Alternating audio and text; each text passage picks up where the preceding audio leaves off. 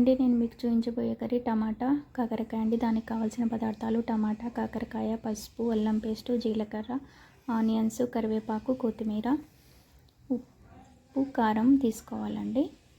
ఉప్పు తర్వాత కారం తీసుకోవాలి. తర్వాత నెక్స్ట్ మనం పెనం పెట్టుకొని ఆయిల్ వేడి చేసుకున్న తర్వాత దాంట్లో జీలకర్ర వేసి వేగించుకోవాలి. జీలకర్ర రెడ్గా వేగిన తర్వాత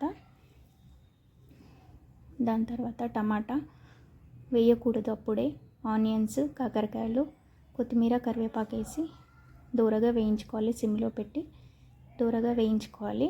దాని తర్వాత అల్లం పేస్ట్, పసుపు వేసి పచ్చివాసన పోయేంత వరకు వేయించుకోవాలి.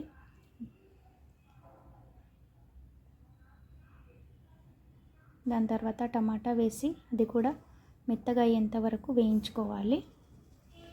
సిమ్లోనే పెట్టి వేయించుకోవాలండి.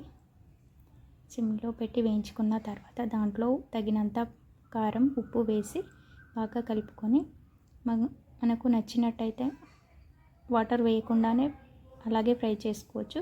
కానీ నేను కొద్దిగా వాటర్ వేసాను. కాకరకాయ అనేది కొద్దిగా గట్టిగా ఉంటుంది కాబట్టి, ఉడకాలి కాబట్టి నేను అలా వేసి చేశానండి. చాలా బాగుంటుంది, ట్రై చేయండి. నచ్చినట్టయితే లైక్ చేయండి, షేర్ చేయండి, సబ్స్క్రైబ్ చేయండి. Please subscribe my channel. ఒకసారి ట్రై చేయండి, చాలా బాగుంటుంది కర్రీ. Thank you.